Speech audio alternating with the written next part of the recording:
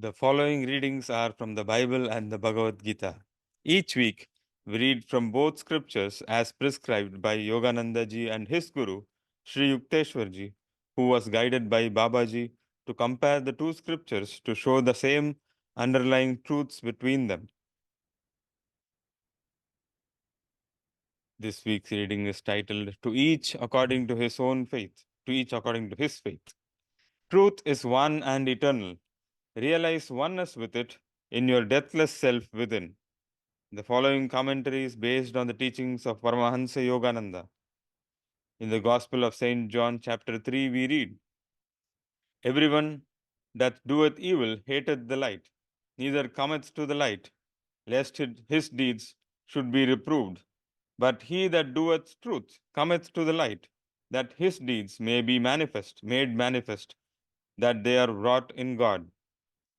It is a common experience shared by most people that when a person errs, he experiences a desire to hide that error from his conscience instead of holding it up for purification. Error clutches its misdeeds to itself and resists correction, though it is only in the state of purity that we can achieve perfect freedom. It requires an act of will to offer that awareness up to the light and to hold it there until one's inner darkness is completely dissipated. For every state of consciousness has its own attractive power. The more we allow that attraction to act upon us, the more we attract to ourselves the objective circumstances and experiences natural to it. Our faith is the attractive power of our underlying state of consciousness. Goodness attracts goodness. It takes goodness to even to see goodness. Evil attracts evil, and it takes evil even to see evil. That is, to take special note of its existence. Whatever there is in you of darkness or light, offer it up to the heights. In the supreme light alone, will we find salvation. Accept nothing less in yourself as your lasting reality. As the Bhagavad Gita says in the 12th chapter, Cling thou to me, clasp me with heart and mind, so shalt thou dwell surely with me on high. But if thy thought droops from such height, if thou beest weak to set body and soul upon me constantly, despair not. Give me lower service. Seek to reach me, worshipping with steadfast will. And if thou canst not worship steadfastly, work for me. Toil in works pleasing to me. For he that laboureth right for love of me shall finally attain. But if in this thy faint heart fails, bring me thy failure. Thus, through Holy Scripture, God has spoken to mankind. Oh, oh, oh.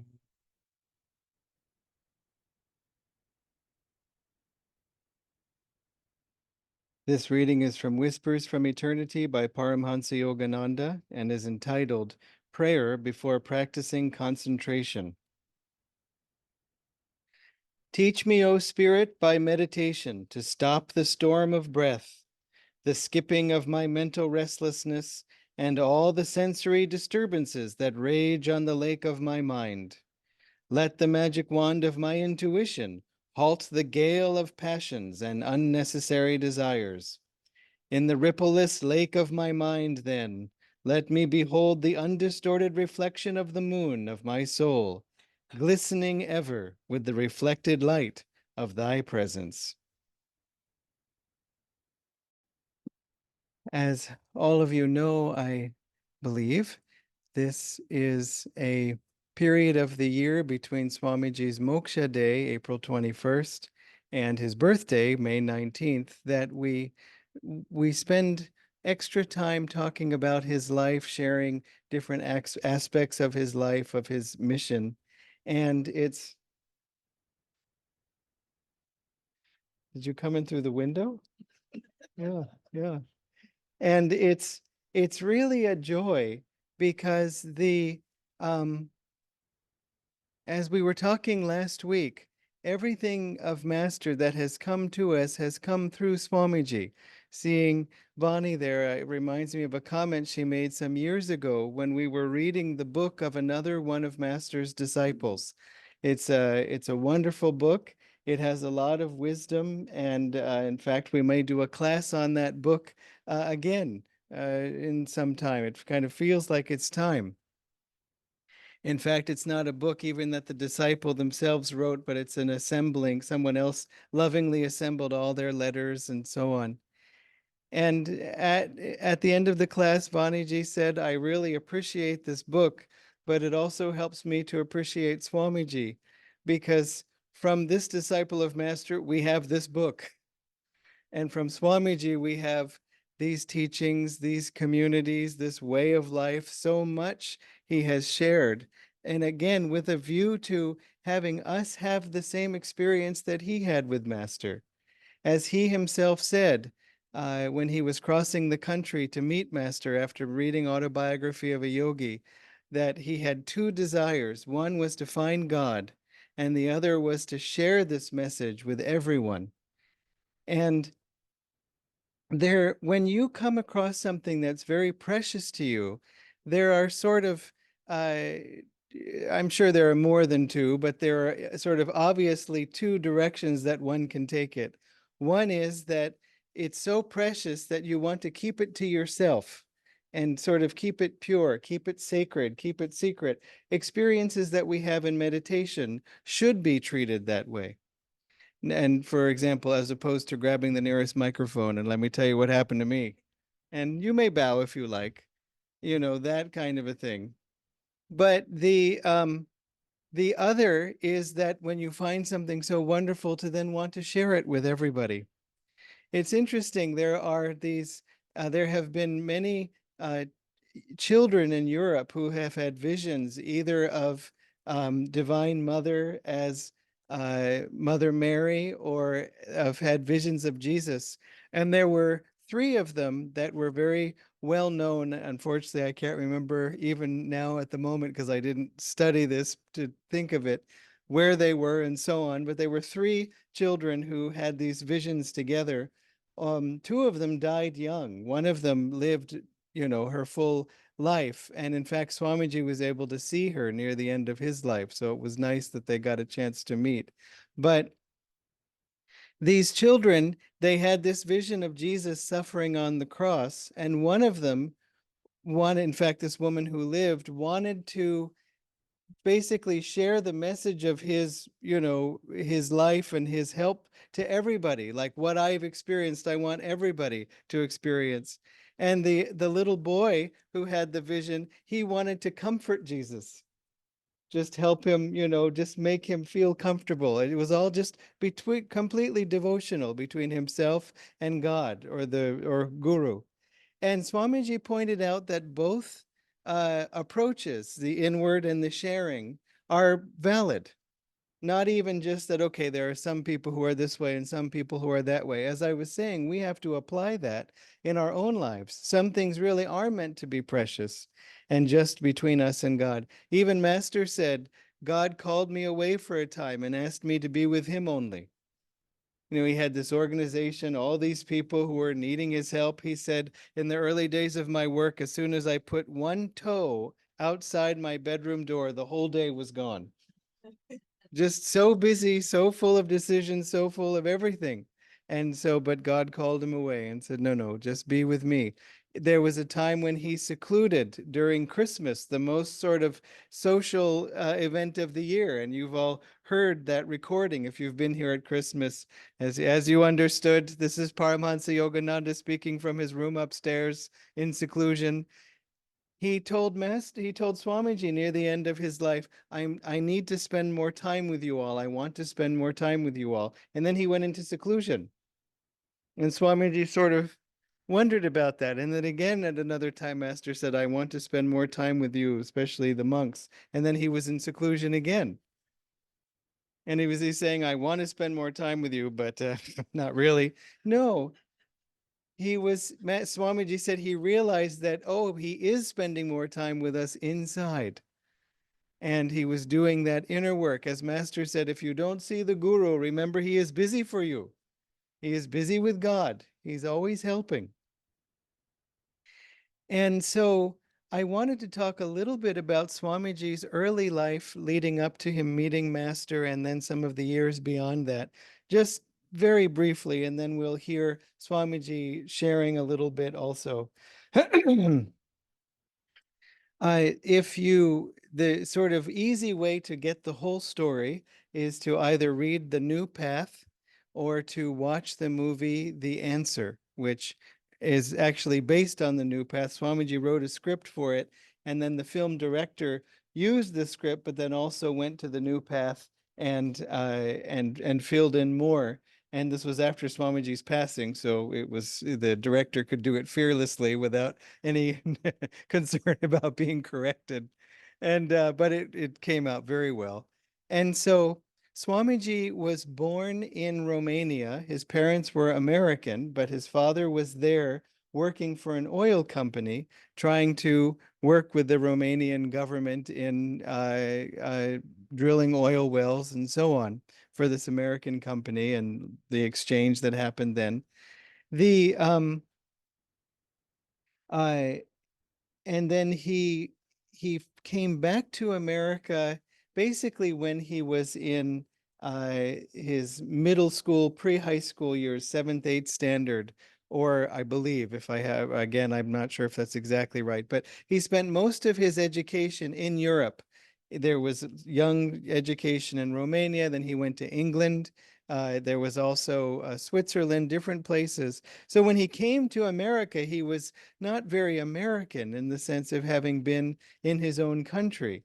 And you may have had that experience if you've either traveled outside of Tamil Nadu or lived outside of Tamil Nadu for a while. It's actually very helpful to live outside your place of origin because you find all these people doing something different and they all agree. So when we say, what would we like for breakfast? And you say, obviously, idli sambar dosa. And everyone else has some other thing in mind, then you can't even find dosa on the menu. So you have to adjust because a lot of our sort of self-identity comes from we all think this way. Then you go all to somewhere else and we all think some other way. And I was talking to Ashwini and she has just come back from France, visiting her daughter there for several weeks. And she said, and after enough time there, it's almost as if my life in India became kind of a dream, kind of a memory. And this reality that I was in, in my face basically every day. She didn't put it that way, but that it became the reality. She said it was almost like having a new incarnation, how we sort of start to forget the old life and we're busy doing this. Her daughter had her first child, and so you can imagine they were quite busy. Easy to forget about everything else at 4 a.m., when you're with the baby. But still, it's amazing how even if you take a slightly extended trip, after a while you begin to wonder, what do I even do when I'm at home? And what does it even feel like? And then you get home and sometimes you may reevaluate your life because you can either appreciate things that you might have taken for granted. Many people, when they leave India, devotees, when they come back to India, they're so grateful for the spiritual vibrations here because India is the most spiritual country in the world. So, unfortunately, therefore, anywhere else you go, less spiritual. Now, they have many other advantages, and I'm not trying to make a comparison that way. It's for us to be as spiritual as we can. And you may have the greatest saints in some other country. I'm just talking generally in terms of the soil and how many saints have walked here. It's India's particular mission, Swamiji said, to be the guru of the world, which is to say, to hold these teachings of self realization, first of all, protect them, preserve them from destruction, which is to say, over the years of Kali Yuga and so on, but then also to share them, to help people to find peace everywhere. Other countries have other missions. It's not to say that they're any lesser. But when you're seeking God, you kind of like to be where in God's own country, which yes is Kerala, but is also all of India. So we have a few Keralites here. And my father was Keralite also. So the thing is that Swamiji he was looking for meaning. He was looking for purpose. He was looking for truth. And he was going to be a writer. He was a gifted writer. That people thought he would be a front-ranking playwright, and he was trying to find God, possibly through science. I mean, find truth, not God. And it came to him eventually that the only answer could be God, because even the best playwrights of all time, the best poets of all time, have they really changed human civilization? We may read great poems from the past, but do we read them every morning and guide our lives by them? The Gita, you could. But still, somehow more is needed. That even beautiful poetry without God is just beautiful poetry. It's not enough to move us. It's not enough to change us, or let's just say it's not as efficient as loving God. And so it came to him that on his own that he had to open himself to God, that God must be consciousness, and his goal must be to receive more of that consciousness. He came to a New York bookstore. He was in New York City on the East Coast of America, and he found Autobiography of a Yogi. And he got that book and he read it, and it just changed his life. He hardly slept. Every moment was filled with reading the book. He said he alternated between tears of laughter of joy and tears of greater joy. It was just such a relief to find all the truths he had been seeking and more in this book. And he wanted to learn from Yoganandaji. This was in 1948. The Autobiography of a Yogi had been published in 1946, so it was out for 2 years. Swamiji just saw that the author's address was in California. There was an address there. And so he boarded the next bus across the country to go and meet Yoganandaji. And when he met him, the first words he said to him were, "I want to be your disciple." And again, there's a lot to the story, but so uh, I wanted to share some photos and some videos from that time, just to again give you that sense of the story so far. So if you don't mind doing the honors, and let's see, Bindu, would you mind? Thank you. This photo of Master is probably in the late 1950s. I mean, not the late 1950s, the 1950s. Keep in mind, Master left his body in 1952, and Swamiji came to him in 1948. So interestingly, Swamiji's father had a film camera, which they were sort of popular in that time, but in the way that we film on our phones now without even thinking of it. 3 and 4 years old, which means 1930. So, and it's what's interesting about it is because it's film, and film holds up very well, unlike videotapes and other things that get worn out. And the film, it's still in quite good shape, being now almost 100 years old.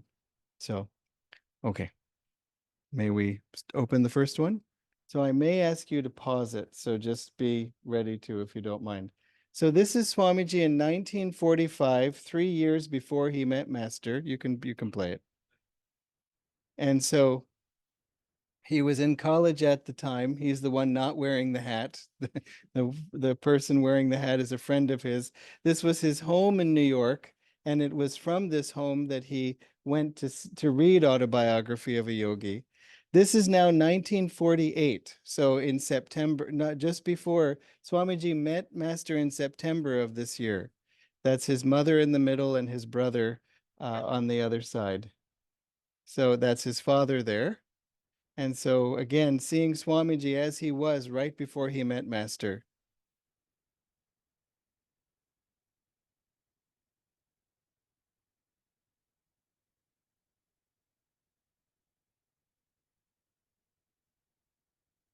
Now, jumping forward, this is when Swamiji's father visited him one of the times in Mount Washington, And this is 1952. We don't know which month. We don't know if Master was alive during this time or not.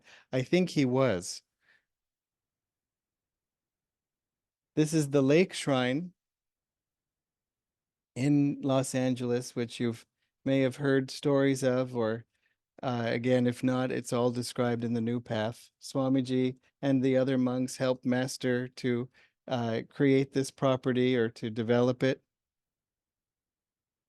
And you can go visit it even now.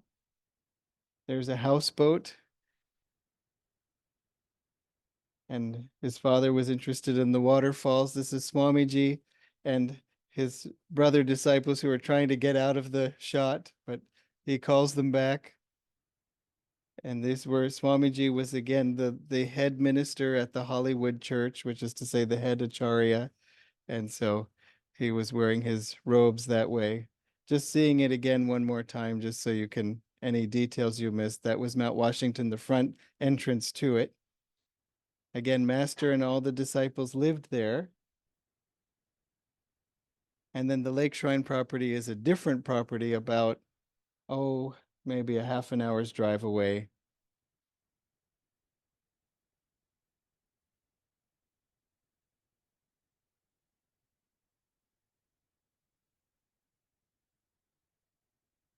This was again not his parents' first visit, because they had visited before, but this was another visit.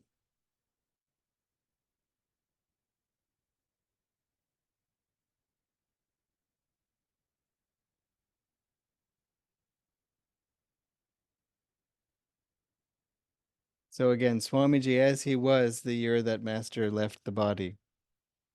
Okay, now we can go to the next one. And this one I will need you to pause because it's really a slideshow. It's a video, but we'll pause on each picture. Somehow, Okay, why don't we turn the speakers off because I forgot about the audio. Don't worry if you feel bad about the audio. We had it last week. It's the same slideshow, but I wanted to talk about the pictures now. This is another early picture of Swamiji there at Mount Washington. It's not the earliest one because he has his beard. And this so it was after the time that Master asked him to grow a beard because he was quite young. And in those days, see, here we're very lucky. We have people of all ages interested in the spiritual path. But in Master's time, it was mostly older people who had already, were sort of in their 40s at least. And then later in the 1960s, that became a younger crowd. And then it's sort of flip-flopped back and forth in America. But in India, it is always everybody at any age. And so he asked Swamiji to grow a beard in order partly to look older. And no one wore beards in those days at all. And so he said sometimes when he was walking down the streets of Los Angeles with his beard, people would call out, Fidel Castro, because it was the only famous person with a beard. So, um, so anyway, but Swamiji did as Master asked. Okay, you can pause it. This is there's a group photo that's well known that's in the New Path, and this is that same photo from another angle and in color. A photo of Master with a group of disciples. There's a bigger group, but we've cropped it just so you can see Swamiji in the back in the right corner and Master. Notice how Swamiji is looking at Master. Master had said before this photograph was taken, as the photographer was saying, okay, let's get ready. And I don't know if he was saying Babaji or something to take, he wasn't. That's something we do to take the photo. Master said, wait, let me go into Samadhi first. All right. And so, I mean, there was Swamiji gazing at Master in Samadhi. It's really quite thrilling. And so the other monks and there were other nuns, other women disciples with him in that. Okay, you can continue.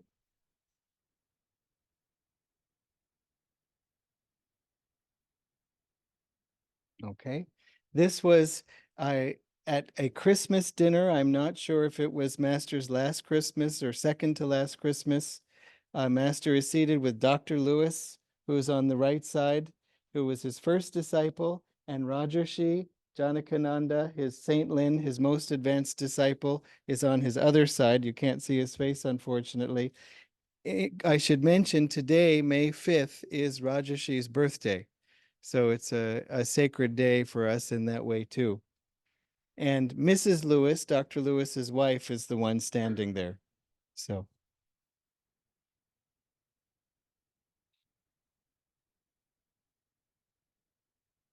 okay. This is actually in 1952, January 5th, Master's birthday. Master was in the body, and they were breaking ground at the Hollywood Church to create basically a boutique, a book room, a place to sell things. They didn't have a lot of space in the church, I suppose. So the woman next to Swamiji is holding up a model of what the building will look like. You can visit it now, and it's there. And Swamiji is the main minister, actually not only in the Hollywood Church, but the main minister for the whole um, uh, of SRF. He was breaking ground. He's holding a shovel. It's a little hard to see, but he's breaking ground for the new bookshop. And interestingly, uh, in the magazine, they said we've dedicated this new space. We're going to create a more space. This little building will help us have more space. And Kriyananda has said this is a way for us to tune into Master, and they quoted part of Swamiji's speech at the time. Again, all during Master's lifetime. Okay. And this is, I guess I didn't put them in exact chronological order. This is a few months earlier at the dedication of the lake shrine. So you saw the video of the lake shrine, the waterfalls and the houseboat and all those things. So this is when Master opened it. The date happens to be August 20th, 1950. But Master is here. Dr. Lewis is here. Swamiji is here.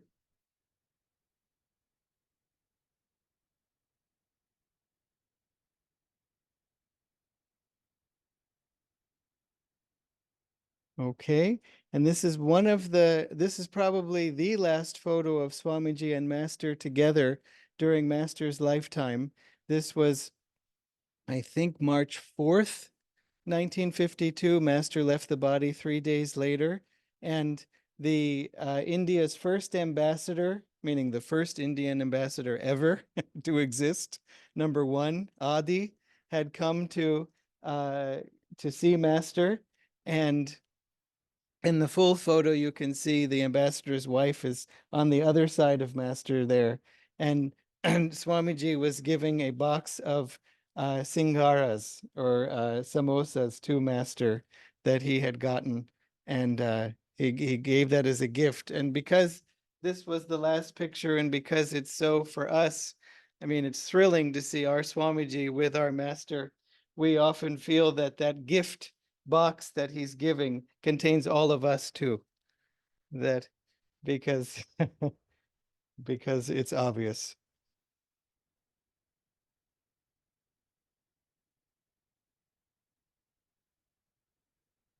Okay, you can pause it there. Now this is after Master's passing. Swamiji was the head of all of the centers throughout the world. So he would travel to different SRF centers to see how they were doing, to help them, to give them energy. And Dr. Lewis um, was on the board of directors, who were the ones leading SRF at that time. And uh, after Master was the president, after Master's passing, Rajarshi, who again, whose birthday it is today, became the president. And then in 1955, he passed away. And then the president became Dayamata, who was the president for many, many years after. She and Swamiji had had a very close friendship during the early years. When Dr. Lewis uh, passed away, I think, I can't remember the year now, but not long after 1955, Swamiji took his place on the board of directors and was made the vice president. They hadn't had a vice president before then, and he was made the vice president. The purpose of the vice president was more or less what you'd expect, that in case of some sudden problem with the president, that the vice president could take over without a need for discussion. In other words, it wasn't as if he was vice president of marketing or something like that. He was the one to take over in case of a problem.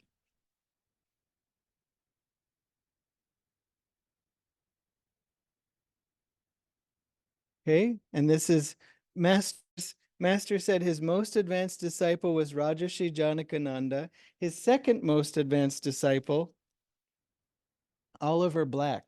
And that's Oliver Black shaking Swamiji's hand.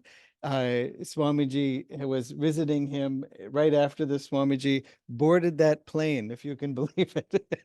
Sort of looks, I'm glad he survived. It's a little scary to our eyes, but that's how, flights, there weren't necessarily big commercial flights, or in his case, he was taking a little flight around the country.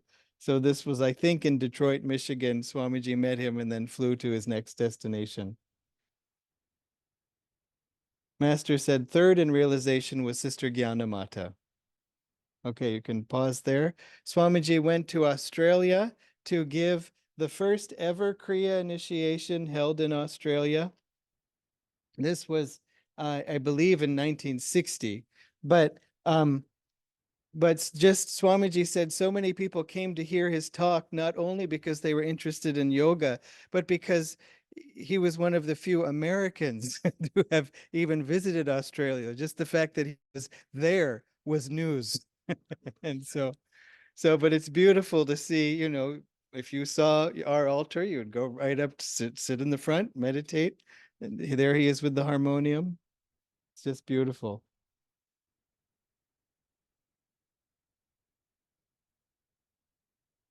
Okay. This is in India. In Swamiji took a period. Swamiji went to India in 1958.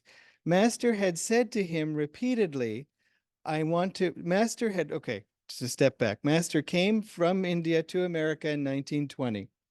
And his father said, how long will you be there? And Master said, three months if the Americans don't need me. And then if you've heard the recording, Master said, in 3 months became 15 years. And so in 1935, which Master writes about in Autobiography of a Yogi, he came back to India and he was there 1935 to part of 1936. That was the time also when Sri Yukteswarji left his body. His Mahasamadhi was March 9th. We just celebrated it recently with a Kriya initiation. And so Master got to be there for that.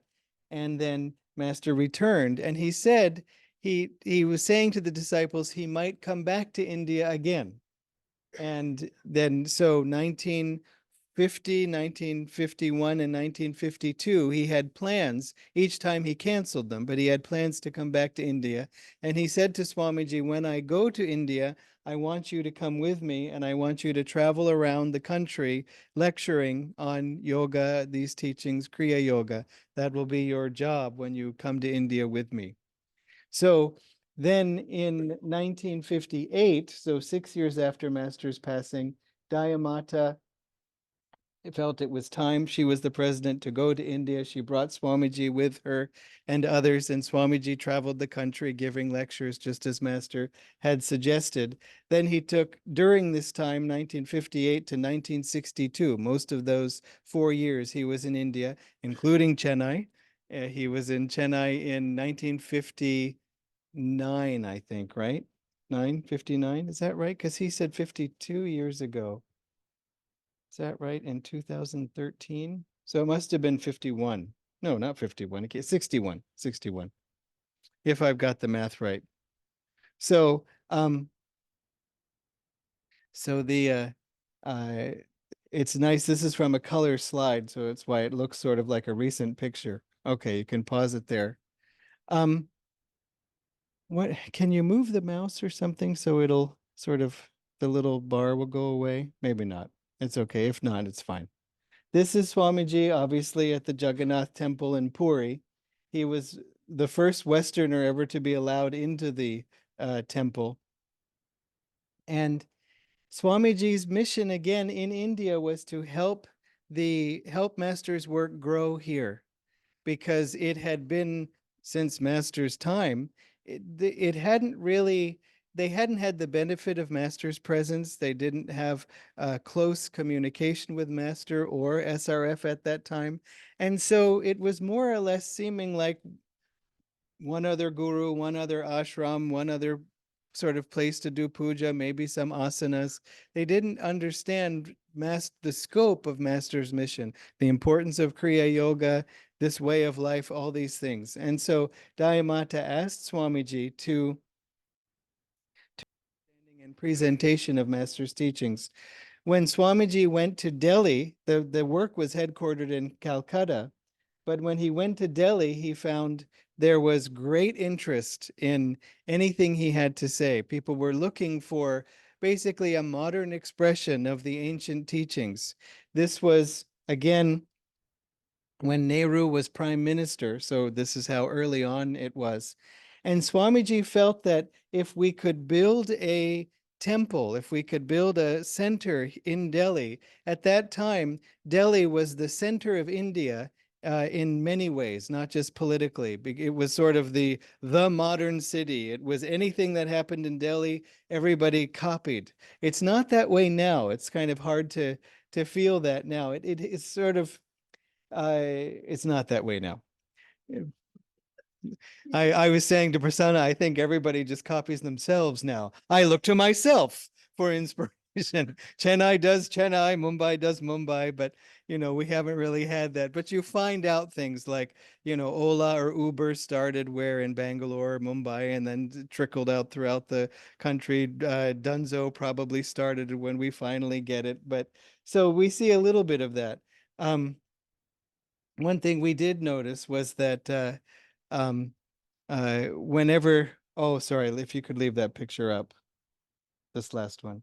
Whenever Delhi started having increased COVID numbers, we took it as a warning because then we had the same increased COVID numbers about a month later. So, but I don't know that we were, that Delhi wanted to be leading us in that, but it was. So, so Swamiji was able to meet. He was staying with some Kashmiri Brahmins. They happened to be who also Nehru's family, if you know, happened to be Kashmiri Brahmins also. And so he got an introduction to basically an aunt of Indira Gandhi, and she said, I will introduce you to Indira Gandhi and you can ask her to apply to her father for his interest in this plan to have a whole sort of temple complex right next to, if you know Buddha Jayanti Park, it's in that area of Delhi. So when he met Indira Gandhi, she said, be quick. I am packing. I'm leaving for Paris tomorrow. She had to see him just because some auntie had asked her to, but she didn't have any interest in seeing him. And so he said to her, "Do you speak French?" And she said, "Yes." And then he spoke French, so he continued in French. "Where did you learn French?" And she said, "Oh, you wouldn't know the place." And he said, "Well, come on, tell me." And she said it was a little village in Switzerland, and she named the village and the school. And Swamiji said, I went to the school in one village over, and we would walk past your school every day on our way from where I lived to walk to school. And so he said instantly she melted and became very friendly. And it was really quite a miracle that that could happen. And she liked his idea. She presented it to Nehru, and then Nehru met with Swamiji. And it was interesting. He spent 45 minutes with Swamiji talking about basically an ashram. And if you know Nehru, Nehru had one thing he was not interested in, and that was ashrams, because he was looking to make India, at the forefront of the modern day schools, hospitals, industry, and ashrams were last. But on the day that Swamiji met Nehru, one of Nehru's friend, a good friend of his, had passed away that day. And so Nehru was in a much more sort of withdrawn and somewhat philosophical mood. Again, he spent 45 minutes with Swamiji talking about this. And he said, I will walk the land. I'll see the land that you want, and I'll make my decision. And again, by a miracle, Nehru walked that property and said it would be perfect to have such a place here. And so he gave his approval. Unfortunately, back in America, there was somebody who was in SRF who was basically against anyone who disagreed with her. This was not Dayamata. Her name was Taramata. And unfortunately, she disagreed with Swamiji about the best way to spread Master's work. She didn't, her philosophy was, let's keep the teachings pure. If people want to follow them, perfectly fine. Otherwise, who needs people? Swamiji's approach, I mean, when Master got Mount Washington and people started to live with him, Taramata said, now your troubles begin because you're dealing with people. And he used to quote that. She said that all the time. She's the one who edited Autobiography of a Yogi. So we all have her to thank for that. But she was not a people person. In fact, Master told Dayamata, keep her away from people. But she had come before anyone else. So she was senior in the work to everyone, including Dayamata. And she just developed the notion that somehow what Swamiji was doing was wrong and that it was dangerous, that he was going to somehow create some new work in India for himself, when obviously everything was in Master's name. Everything he did was Paramhansa Yogananda. You know, that's also why Nehru saw him too. It wasn't going to be an American work. It was honoring India's own Paramhansa Yogananda. And she worked on the president. She pressured Dayamata. She argued with her and said, you have to throw him out. You have to throw him out. She basically forced the issue. And she had been doing this for some years. But finally, when Swamiji said, we have this property, Nehru has given permission, she felt too threatened, I suppose. And she said, you must throw him out. And so Dayamata finally agreed to throw him out. It's interesting. There was another senior disciple there named Durga Mata. You may have heard of her in different contexts. We learned many years later from a disciple of Durga Mata that Durga Mata had told her, I was the only one who voted against Swamiji being thrown out. Because everyone else, they just did whatever Dayamata said. And if she said, we're going to throw somebody out, everybody became afraid. Because, I mean, if you could throw him out, you could throw me out. In fact, after Swamiji, Taramata started throwing other people out too, including this woman that we were speaking to, Joan, the disciple of Durga Mata. And she more or less was thrown out in the same way that Swamiji was, just without any chance to speak on her behalf. He had no chance to speak on his behalf. It was just, you're out, period.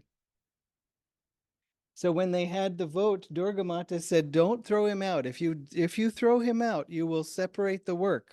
And because he is a teacher, he's magnetic, he's attractive to people, and people will naturally want to learn from him.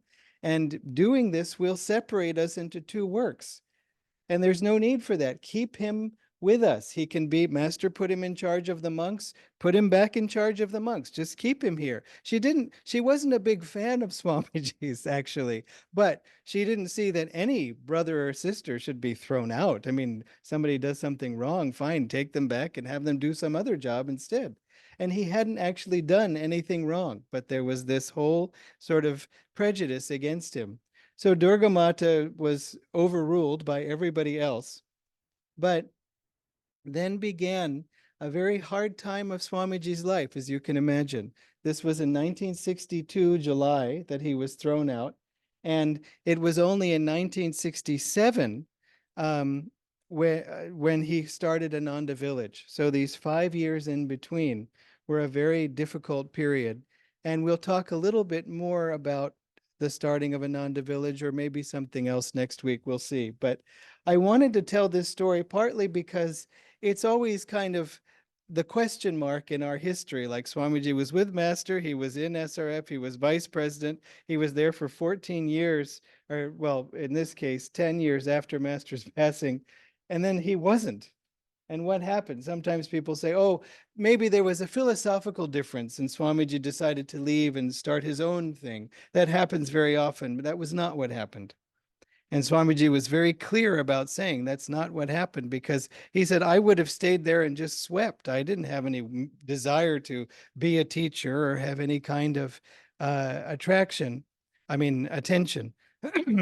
Of course, for us, we can ask why. How could this happen? Why did it happen? It's all for God. It's how can you sort of have peace and harmony prayer and then have this trouble? But the first thing we have to accept is that it did happen. Not that we should also hold anger or bitterness or anything towards anybody for it, because this is the way the karma played out. Who knows why? We can say that the way that Ananda developed was different from the way that Dayamata took SRF. And so it gives two sort of different cultures, you could say, as a way of following Master's teachings. And that can be helpful, because you may be more attracted to one culture or you may be more attracted to the other. And you have that option. The teachings are the same. Hong Sa, Om Technique, Kriya, that's all the same. And so Swamiji also said we should always respect SRF YSS as the organization Master founded that bears the name that he gave it. When you go to Satsanga Society, Self-Realization Fellowship, Master named these, his organization this way. So we should always bow to that. But at the same time, we should feel very comfortable in what we have received and what we have been given and in the way that it has come to us. So I'd like us to now conclude with, how are we doing? Okay, with a video of Swamiji. This is from 2003, so about 10 years before he came to Chennai, but it was just published recently and I hadn't seen it before. It's a question and answer session, and he'll be addressing several topics, but he also talks briefly about when he was thrown out of SRF, and I thought it would be helpful. It's very brief, but I thought it would be helpful for you to hear from him also on the subject. And since I found this video and it was new, you might have seen it already, but I thought it might be a nice way to spend time with him. Some reporter asked me once, what is your favorite music? Without thinking, I said my own. If he'd asked me what do you think of the best music, I wouldn't have dared say that. But it's mine because it came from me. And every note really is what I felt God was giving me to write. I never have written a note saying, I would like it to do this or I would like it to do that. I'd listen and feel, and that's what came out. And I have to admit, I feel very blessed that this music has come through me. I don't consider it my music, really. It just, it was given to me. Well, I've got a number of questions here, and I will do my best to answer them. Now, that's the spirit.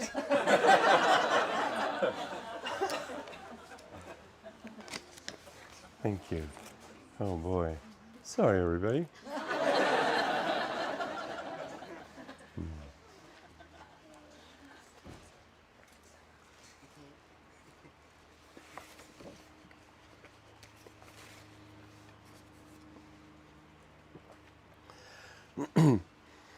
How do you develop receptivity on the spiritual path? That's a very important question.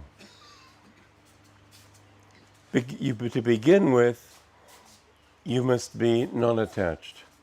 It's not like going to the horse races and say, come on, Seabiscuit, or whatever you're called, your favorite horse. You have to just say, whatever God wills, I accept. The other thing is that you have to accept it joyfully, not like a toad under the harrow.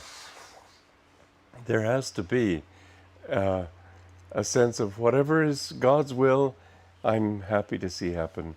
I think one of the most important things in receptivity is relaxation. Because as soon as it's the heart that has to be receptive, not the mind. Many times the mind will be receptive, but the heart won't be. Doesn't mean a thing. The heart has to be receptive. If you with your mind say, well, I accept anything, but your heart says, oh, no, I don't, your heart will roll. The heart rules the head in these things. And so relax your heart, not your body so much. Physical relaxation is an aid to relaxing the heart. But the most important thing is in that relaxation, offer your life up to God. So to be receptive, it doesn't come without relaxation. It would help you to visualize yourself as a chalice. And you turn that chalice up, because if it isn't turned upright, it won't be able to, whatever you pour into it will pour out. So you have to hold it up to God. Secondly, you have to have it empty. If the chalice is full, you can't put anything more into it. How do you empty that chalice? By not having desires. Now that's not so easy to do, it's easy to say. But how do you get rid of desires? Always offer them to God. It's a steady, long-term practice. It's not something you can do, all right, I guess from now on I'm receptive. Not that easy. What you need to do is always in your meditation and every night, thank you. This is water, I presume. Yeah. Yes, it is. And tea Always, every night before you go to bed, it would help you to just mentally offer everything back to God. Your body, your life, your ambitions, everything.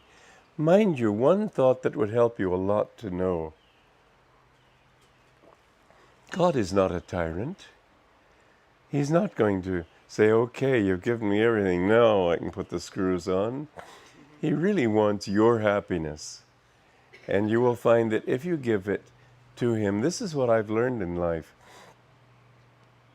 Of various options, he often would give me the one I would have least wanted. But I always found in the end, if I sincerely gave it to him, it was the only one that would have worked. The others looked good, looked possible, looked promising, but in the end they all fell apart.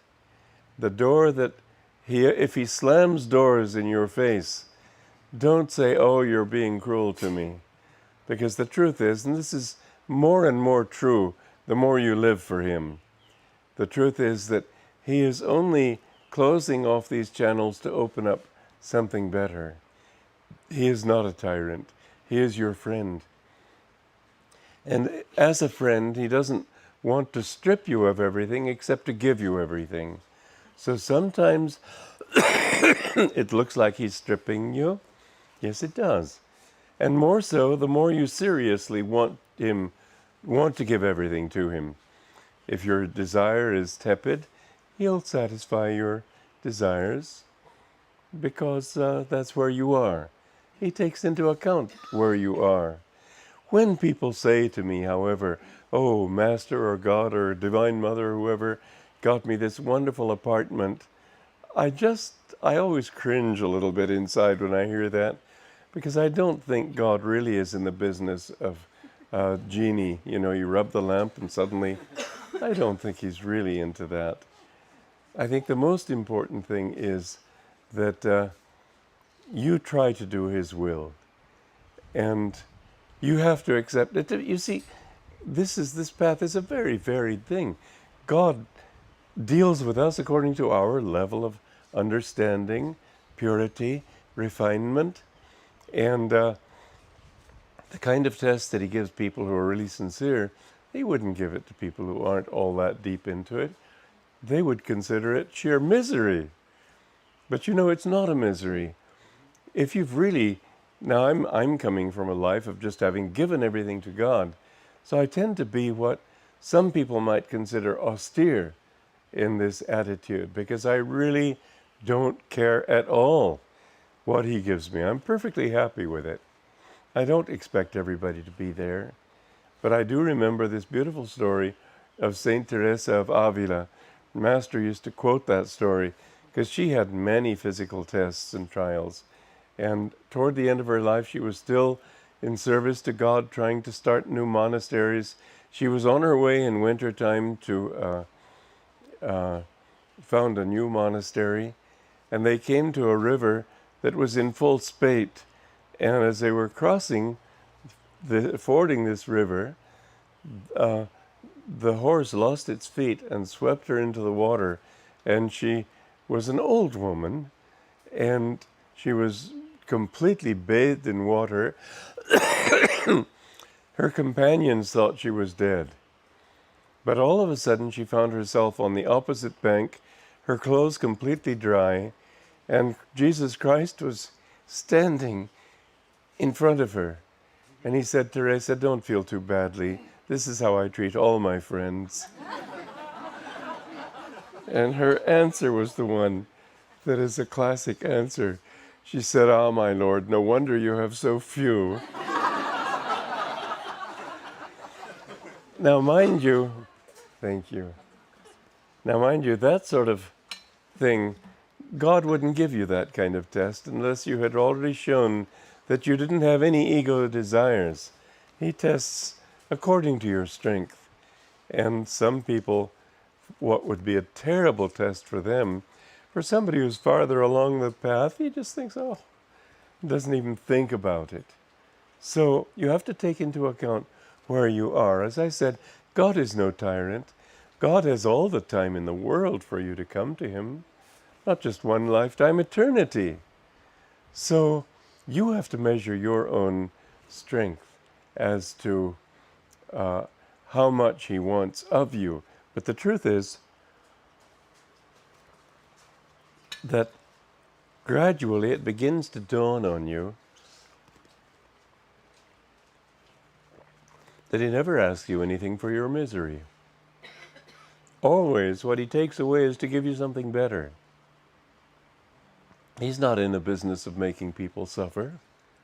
He is in the business, if you want to use that term. Doesn't seem quite right, but never mind. You know what I mean. He's in the business of helping us to find happiness. And if he takes something away, it's to give us something better. You know, I was thrown out of SRF on my ear for reasons that had absolutely nothing to do with the truth. And it was extremely painful to me because my entire life was dedicated to that way of serving my Guru and God. It looked as if I had been robbed of everything I believed in. It was a terrible experience for me. But you know, this wouldn't have happened if I hadn't had that. I wouldn't have been able to write any books. Although Master told me to write books, they wouldn't have published them. I wouldn't have been able to write music. I wouldn't have been able to start communities. In fact, I wouldn't have been able to do anything, although Master told me repeatedly, you have a great work to do. I would have just been sort of tiptoeing in Dhyamata's shadow. I couldn't have done anything else. They wouldn't have let me. It was necessary for me to be thrown out in order to open the door to other things. In fact, it's very interesting. Just 1 month before that happened to me, I was reading an article in Span magazine, which is the U.S. Information Service magazine in India. And in that, it was written by the head of the philosophy department of MIT, Massachusetts Institute of Technology. And he was talking about all the reasons that people with their knowledge of science today have for believing that there are no values, there is no moral truth, there is no God, there is no to everything. And I looked at this, I read this article, and I thought, oh, how I'd love to write a book answering these attitudes, because I saw that they were demonstrably false, not because I didn't like them.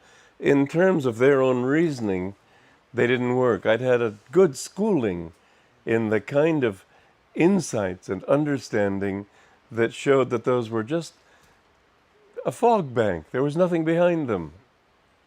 And I thought, oh, I'd love to write that book. A month later, I was put out. I had the chance to write it.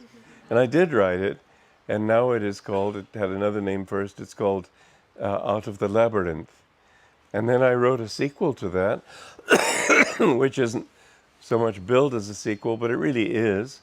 And I finished that. It came out in its final version in March of this year, called Hope for a Better World. And what I have done, as I said yesterday, is basically take on the big guns of Western thought. But I've done it in a very, I think, a very good way. If you haven't read that book, especially in the last edition, because I finally had the time after deadlines and so on to sit back and relax and say it exactly as I wanted to. It isn't that anything that I said I disagreed with or didn't like or thought was mistaken. It's that I didn't, because if you're going to take on these deep thinkers, you have to do it in a way that at least is going to be enjoyable to read. So I had to work on examples that would be really interesting, fun, style, to work on the style to make it more flowing, and all those things that make for good writing. And so I put a lot of energy for many months into that. So if you've got the book but haven't read the fourth edition, please get the fourth edition. Anyway, in that book, I've taken on these people in terms of their logic. I haven't done it the way the average minister would. Well, I don't like that, and therefore this is what's wrong with it. I've tried to show how their own logic doesn't work. And I've tried to do it with sympathy. Now, that was a real test for me. To go into the camp of the enemy and try to see things from his point of view, that was no easy task. Took me about 16 years to write that first book. And the second one took a bit of time, not that long, but it was a tough book to write too. But I'm very pleased with both books because they show truth in a way that the most so-called advanced modern thinker will have to say, that does make sense. I can accept this kind of reasoning. Well, I couldn't have done that in SRF. It was a great blessing to me. So I thank God. But boy, when Anandamoyi Ma, that great Indian saint that is described in Autobiography of a Yogi, she wrote to me or sent me a message. She didn't actually write. She said, take this as your guru's blessing. I thought, that is one word I cannot accept. But it turned out to be true. It was a great blessing. You will see, and I've seen it repeatedly, that even hard tests turn out to be for your blessing and for your good if you give it to God. Receptivity is essential, but it's got to be a receptivity of love. It should not be a receptivity of resentment. Well, guess I've got to do it because you're doing it to me and I'm stuck. I can't do nothing about it and so on. No. Say, God, you know best. That's not always easy to say when it doesn't look like the best to you. But you'll see that the sooner you get that attitude, the more everything does work out. Whereas if you kick against these things, then it takes a little longer. Relaxation, especially of the heart. And I've found that a very good technique for developing receptivity is, at night again, build a mental bonfire and cast into it every seed of desire that you have. Now, people may say, yeah, but still I would like to make that $1 million. Okay, then offer it up to God. There's no harm in that. He knows your heart. Don't come on false with him. But say, God, I would like this. Help me to do it in a good way. Help me to have a good, to make money for a good cause. Help me to help other people. Help me to do it to serve your will. Or if I really just want it for me, then help me to understand things more deeply. Wherever you are, he knows your thoughts. Don't try to hide them. But you will see that the more you offer yourself as you are, quite sincerely, the more you will see that these things begin to fall away. And things that seem very important to you at one point suddenly cease to have any meaning at all. Not because you become more and more apathetic, not at all. Simply because you find that you are finding a level of joy that these things can't touch. It's sort of like what Master said, that somebody used to love stale cheese. Somebody came to him one day and said, try this mozzarella, it's really good. I mentioned mozzarella because Phil was talking about mozzarella, and I live in Italy where they have really good mozzarella, especially in Napoli. And mozzarella di bufala. or buffalo mozzarella. And so this man said, try this. And he said, oh, no, I prefer my cheese. Well, he said, just try it. And he tried it, and he said, oh, that's much better. He lost the taste for the stale cheese. So you don't have to say, oh, I mustn't like these things, but I want them. Just try to find something better. And the more you meditate, the more you try to do the right thing. You can't get rid of things that are not good for you if you have that desire. But you can at least do things that are good for you. And it's sort of like if you've got a thorn in your skin, take another thorn and get rid of that thorn, and then you can throw both thorns away. So really the best way to get rid of harmful tendencies, and most people have some, is to do good things. And in this case, a good way to do them is to do opposite things that help you to overcome, that are similar to well, I'll give you an example. I was in Switzerland many years ago, and I saw a beautiful Madonna, beautifully carved. And it was $12, which nowadays doesn't seem like much. For then, I don't suppose it was very much. But when you're on a monk's allowance of $20 a month, it can seem quite a bit, especially when you've already spent more than that on presents for people. And I really wanted it, but I didn't like the idea of becoming a prisoner to it. So I thought, well, I will have the pleasure of buying it, and I will buy it for somebody else. So you see, I had the satisfaction of buying it, but I wasn't held by it because I gave it. Now that's the way you can use action to overcome wrong tendencies. When you want to hurt somebody, try to help that person. When you want to be selfish, try to be generous. By right action, you'll see that bit by bit, it's sort of like scales. And you put enough on the right side, and gradually the negative side comes up. So no matter what your tendencies are, you can't get rid of them. As Master often said, you can't get rid of darkness in a room by beating at it with a stick. Turn the light on. If you have harmful tendencies, self-destructive tendencies, perfectly normal. Don't say, oh, how awful I am, because what you're really doing is criticizing the whole human race, let's face it. Everybody's got something, or most people have something. But if you say, okay, but at least I can do something good too, you'll see that in the process of doing that good, whatever it might be, and the more you can make it, this is the good thing of karma yoga, right action. It gradually transfers your energy. Now this is another point in the Bhagavad Gita that's very important. You see, that whole first chapter of the Bhagavad Gita talks about the good and evil tendencies. In Arjuna, at the end of the Gita, first chapter, is saying, oh, I don't want to kill my own relatives. You see, in the legend,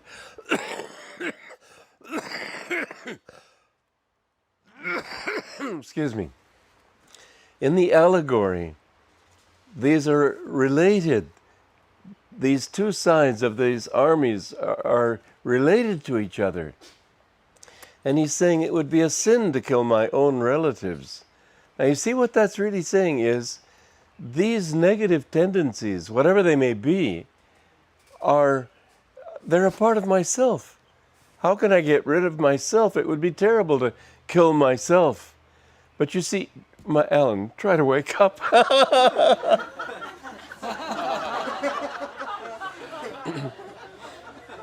I mean, I'm trying hard.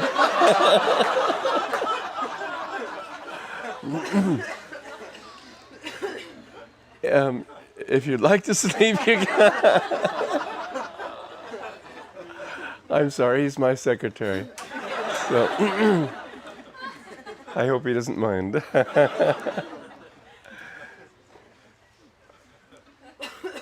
If you realize that every tendency that you've got is not you, it does not define you. No tendency defines you. Nothing defines you, in fact. Ultimately, you are triguna rahitam, beyond all the three gunas, beyond all the qualities. Everything that you've got that you think defines you doesn't define you at all. It defines your personality, yeah. But that personality changes. The worst, there's a very interesting story. A painter, an artist, wanted to paint the Last Supper.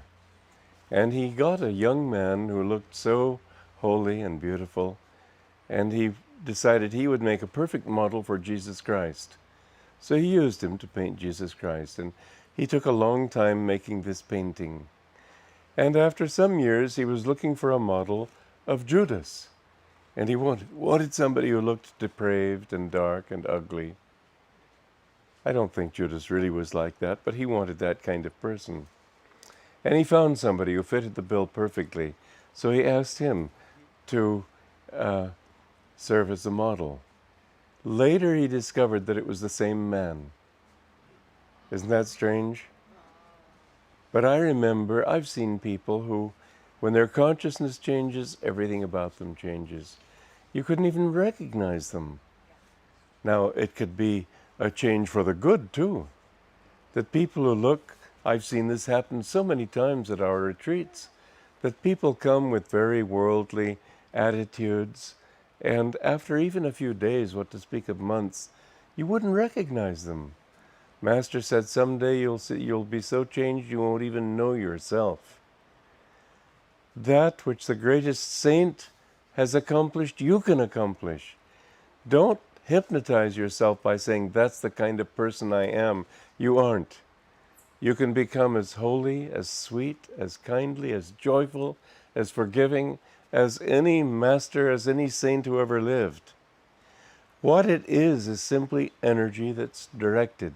So in chapter 2 of the Bhagavad Gita, these teachings you can take them on several levels. Krishna says that the soul never dies. And even if your body dies, it's really just like changing your overcoat. And he's saying this in 2 levels. Obviously the one, that you never die, you can't die. Death is the one option not open to you, let's put it that way. You simply have no choice but to live. You've been doing it for billions of years. You have no choice in the matter. You might as well get to like it. I remember saying to Master many years ago, "Sir, I don't want to have to lecture." He said, "You'd better learn to like it. That's what you're going to have to do." Well, it's the same with everything that we are. We'd better learn to like who we are and what we have to do. But the thing is that whoever we are, as we've defined ourselves, is simply energy going in that way, self-defined in that direction. And once you've withdrawn the energy from, let's say, meanness, cruelty, selfishness, lust, anger, whatever it might be, that same energy turned in a new direction doesn't die. There's no such thing as death. The energy you put out simply transforms into another avenue of expression. So your own tendency to be anger is the same energy. You don't starve a part of yourself in deciding, all right, I'm not going to get angry anymore, damn it. Rather, what you see is that the same energy goes toward forgiveness, kindness, all these things. In fact, what happens is that you gain energy every time you go toward virtue, because you're more in tune with the source of energy. So whereas you see that people who don't have much energy are pretty dull, their eyes are dull, the closer people are to that source of virtue, the happier they are, the more energy they have. It's not only that you don't lose life, you gain life. So the thing is, to be receptive means to offer yourself up to life itself. It's not going against what you really want, although it may seem to be going against what you want, but what you want and what you really want are often poles apart. What God wants for you is what your soul really wants. What your ego wants for you is often what your soul would like to get away from. So, okay. Now, if I go on at this rate, I'm not going to answer all these questions.